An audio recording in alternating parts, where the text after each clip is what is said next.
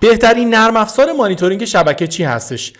این سوال کاملا اشتباه است. چرا؟ چون شما بر اساس میزان دانشتون از تجهیزات شبکه، سیستم عامل‌ها و تکنولوژی‌ها، شما بر اساس هزینه‌ای که میتونید برای خرید یک نرم افزار مانیتورینگ بکنید، شما بر اساس اندازه و ابعاد سازمانتون، شما بر اساس تنوع سرویس هایی که در یک شرکت یا سازمان و شبکه‌تون وجود داره، میاد نرم افزار مانیتورینگ خاص خودتون رو انتخاب میکنید.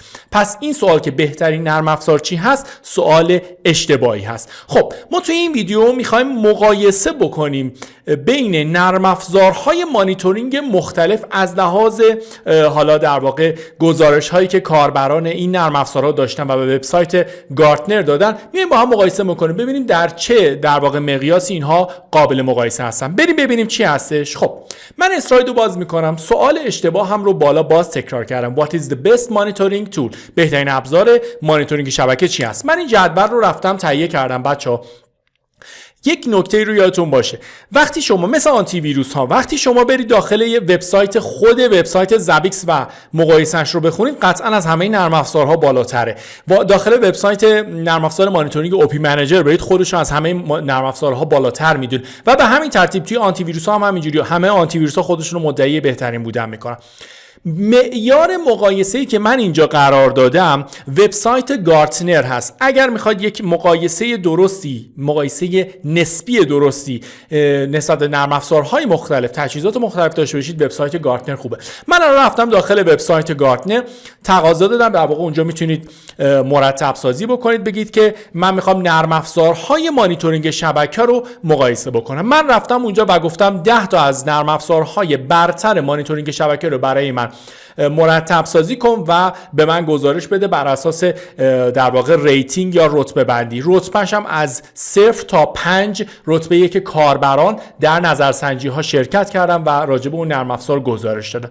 یه نکته‌ای که بگم اونجا دوستان، بعضی از نرم افزارها رو اینجا توی 10 تای برتر نمی‌بینید. اینا یا خیلی خاص منظوره هستند که میریم جلوتر، مثلا من راجع به گرافانا رو خودش یه جوری میشه یک نرم افزار مانیتورینگ دونست، یا نرم افزار پرومتئوس. توی ویدیوی بعدی میام این دو تا رو که در واقع پکیجی با زابیکس میشن رو توضیح میدم. فعلا راجع به برترین در واقع نرم افزارهایی که برتر هستن صحبت میکنیم. نکته بعدی اینه که توی گارتنر ملاک رتبه بندی تعداد یوزرها هم هست. خب تعداد یوزرهایی که به اون در واقع نرم افزار رای دادن. مثلا شما دقت کنید الان توی نرم افزار شماره یکمون که PRTG هستش، خب اوورال یا رتبه کلی نرم افزار 4.5 هست، اما به عنوان رتبه 1 در نظرش گرفته. چرا؟ چون تعداد ریویو ها یا افرادی که راجع به این نرم افزار اومدن نظر دادن 537 تا نظر بوده. یعنی تعداد نظرات بالاتر باعث میشه که ریتینگ نرم افزارها معمولا بیاد پایینتر. خب به خاطر همین هم است که شما مثلا منیج انجین اپ منیجر که نرم افزار تخصصی مانیتورینگ اپلیکیشن های شبکه‌ای هستش، با 83 تا رای رتبهش 4 و 7، اما رتبه 10 رو بهش دادن. خب پس شما برای اینکه یک نظرسنجی درستی داشته باشید باید تعداد ریویو ها یا تعداد افرادی که رای دادن رو هم در نظر بگیرید. خب به ترتیب شما با سورت کردن یا مرتب سازی اینها بر اساس تعداد ریویو ها، تعداد نظرسنجی ها، خودکار 3 تا 4 تا نرم افزار برتر مانیتورینگ دنیا رو به دست میارید، یعنی اونهایی که بیشتر مخاطب داره. پس به ترتیب بهترین و پر مخاطب ترین نرم افزار مانیتورینگ شبکه دنیا فعلا PRTG هست، بعدش منیج انجین اوپی منیجر، بعدش زابیکس. یعنی این 3 تا برتر است و حق انتخاب ما در واقع میگم حق انتخاب، معیار انتخاب ما در واقع بین این 3 تا محدود میشه. کمتر میبینید جاهایی از نرم افزارهای دیگه استفاده کنن که حالا توضیح میدم. خب بیایم ببینیم یعنی چی، چه طبقه بندی هایی داره و از 0 تا 5 چه ریتینگی به اینها داره، تو چه کاتگوری ها یا تو چه طبقه بندی ها. اومده یک اوورال یعنی رتبه کلی نرم افزار هست، مانیتورینگ سرورها، مانیتورینگ شبکه، مانیتورینگ استوریج ها یا تجهیزات ذخیره‌سازی، مانیتورینگ بانک های اطلاعاتی یا دیتابیس ها، مانیتورینگ هایپروایزر ها، AMS، KVM، هایپروایزر هایپر وی و در واقع ES6 و چیزهای دیگه، یعنی ترکیبی از اینها رو در نظر گرفته. بازم خلاص نکرد. از نظر قیمت اومده مقایسه کرده، نحوه پیاده سازیش چجوری بوده، سهولت، ساده بوده پیاده سازیش یا نه، میزان در واقع منابع آموزشی که برای این محصول وجود داشته چقدر هست، اینتگریشن یا هماهنگی یکپارچگیش با سایر محصولات چجوری هست، ابزارهای جانبی براش ایجاد شده، نوشته شده یا نه، پشتیبانی فنیش یا تکنیکال ساپورتش چه رتبه‌ای داره و در نهایت یه فروم یا تالار گفتمانی دارن معمولا همه این نرم افزارها. توی اونجا نظرات کاربران رو میتونید ببینید. اونجا بررسی کرده که آقا چه سرعتی، چقدر فعال هست فروم ها یا تالار گفتمان مربوط به اینا. خب من نمیخوام دونه دونه اینا رو بررسی کنم، بیشتر میخوام نمرات رو در واقع ببینم کدومات تو کدوم بیشتر قوی ام. خب من به شخصه توی تجربه 20 ساله که در حوزه شبکه امنیت، راه اندازی سرویس های در واقع SOC و NOC توی سازمان های مختلف داشتم، به شخصه از PRTG، OP Manager، Zabbix، اسکام و اپلیکیشن منیجر در واقع منیج انجین به همراه ناگیوس هم استفاده کردم. چرا من سولار هم استفاده کردم. بین این 10 تا فکر می‌کنم از 6 تاش من در سازمان‌های مختلف استفاده کردم و تقریبا از همشون برای مصارفی که استفاده کردم راضی بودم. خب اوپی منیجر یک شاهکاری هست، در یک اپلیکیشن ویندوزی هستش، وب بیس میاد بالا، خیلی ساده و خیلی خوشگله. یعنی واقعا اوپی منیجر و پی آر تی جی روی رابط کاربریشون خیلی کار کردن. اینجا ببینید پی آر تی جی انقدر خوب روی حوزه سرور مانیتورینگ و نتورک مانیتورینگ کار کرده که 4 و 7 گرفته. بچا 4 و 7 5 رتبه خداست اینجا دیگه یه جورایی برای این نرم افزارها. میایم فقط یک ریویوی میخوایم داشته باشیم. مثلا میگن زابیکس خب چون رایگان هست در واقع خیلی محبوبه، در صورتی که میایم تو قسمت پرایسینگ میبینیم که رتبهش همچنان بالا نیست. چرا 4 و 4 رتبهش؟ خب هرچند که نسبت منیجینگ اپ منیجر با زابیکس و چیزای دیگه، چرا 4 و 4؟ برای اینکه دوستان زابیکس به خودی خود فری هست، اما گفتیم اینتگریشن هایی که داره، ابزارهای جانبی که داره روی زابیکس نصب میشه پولی هست. نمونهش رو معرفی کردم بهتون که برای نتفلو شما باید مثلا به شرکت H5 پول پرداخت بکنید که بتونید زابیکستون رو در واقع گسترش بدید و کارهای دیگه بکنید، یا برای رفع اشکالش یا برای پشتیبانیش یا برای مشاورش باید هزینه پرداخت بکنید و همه اینها باعث میشه که در واقع تو حوزه پرایسینگ یا قیمت گذاری زابیکس اونقدری بالا نباشه. هرچند رتبه 4 به بالا برای نرم افزار مانیتورینگ عالی هست خب و همه این نرم افزارها در نوع خودشون عالی هستن، اما تجربه شخص من میگه که دوستان برای سازمان‌های کوچیک و متوسط که درگیر مسائل مربوط به دیوآپس نیستن، من توصیه خودم این هستش که از پی آر تی جی و اوپی منیجر استفاده کنید. هم راحته، هم محیط گرافیکی و در واقع گراف های سه‌بعدی که درست میکنه. مثلا اوپی منیجر یه زمانی دیتا سنتر سه‌بعدی به شما میداد، خیلی باحال بودش، من لذت میبردم ازش.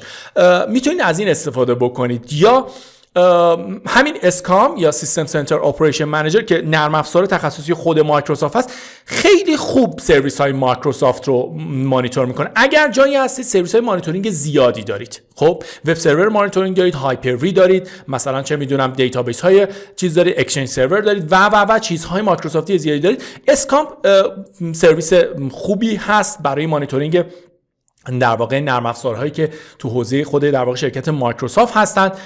یه چیزی داشت یادم، حالا من سال 2007 اون اوایلی که فکر میکنم اسکام سیستم سنتر اپریشن منیجر اومده بودش، توی شرکت سابکو این رو پیاده سازی کردم و خیلی نرم افزار جذابی بود.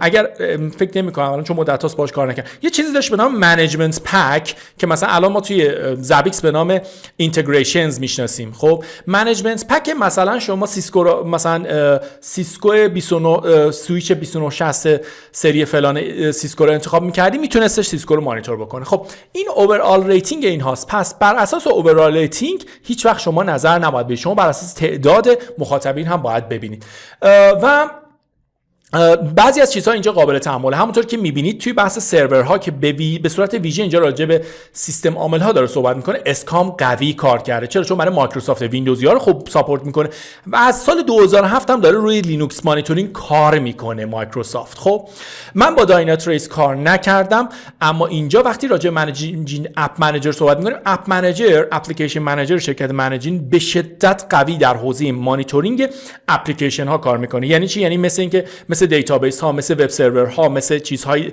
حتی مثل اکتیو دایرکتوری و خیلی قوی کار کرده. من لذت بردم واقعا با اپلیکیشن منیجر که حتی با اپلیکیشن منیجر شما رپلیکیشن یا دیتابیس رپلیکیشن بین مثلا دو تا اسکیول سرور میتونید با هم چک بکنید. خب یا توی اسکام اکتیو دایرکتوری رپلیکیشن رو میتونید مانیتور بکنید. بعضی از اینها بچا توی زابیکس و اینها به سختی پیاده میشه یا اصلا پیاده سازی نمیشه.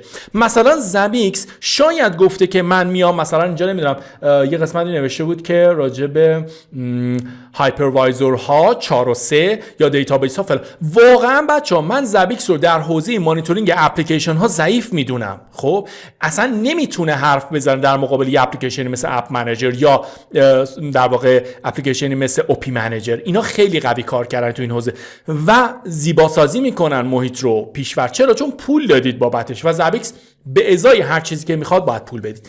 این یک مرور کلی رو این حوزه بود. پس الزام نکنید خودتون رو که حتما از زابیکس استفاده کنید. توی ایران ما یه سری معضلات داریم، معضل استفاده از نرم افزارهای کرک شده. PRTG، اوپی منیجر و سایر نرم افزارها معمولا به صورت کرک شده استفاده میکنیم. زابیکس کرک شده نیست و این آپشن رو داره که بتونه مانیتورینگ بهتری به شما ارائه بده. از این لحاظ من توصیه‌ام این است. شما این در واقع میتونید این مقایسه رو نگه دارید، قشنگ مرور کنید، ببینید چه جوری هستش و بر اساس این انتخاب کنیم. ولی توصیه شخصی من این هستش که برای سازمان‌های کوچیک و متوسط از اوپی منیجر یا PRTG استفاده کنیم. برای سازمان‌های بزرگ، محیطایی که پروژه‌های دیوآپس داره انجام میشه، از زابیکس استفاده کنیم و در نهایت زابیکس رو با پروژه‌های پرومتئوس و گرافانا یک پارچه سازی بکنید. ناگیوس رو زیاد نه. سولاروینز NPMش نتورک پرفورمنس مانیتورش یک نرم افزار دیگه ای هستش، بد نیست.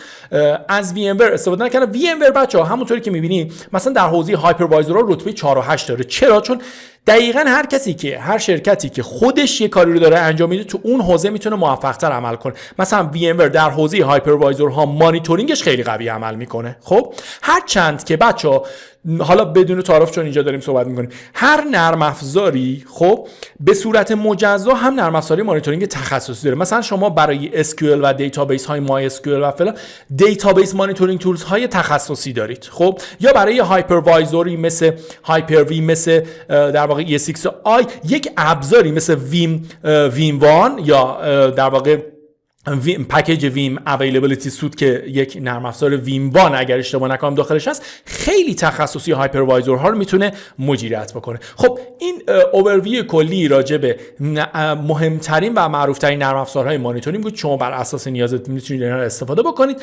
توصیه شخصی من این هستش که اون چیزی که بیشتر ازش لذت میبرید رو استفاده بکنید. توی ویدیوی بعدی سعی میکنم من یه مقایسه‌ای داشته باشم بین اصلا اینکه چه زمانی از ما در واقع زابیکس استفاده میکنیم، چه زمانی از پرومتئوس چون توی حوزه دیوآپس این دوتا خیلی مطرحن، و چه زمانی از گرافانا. تا ویدیوی بعد، خدا نگهدار.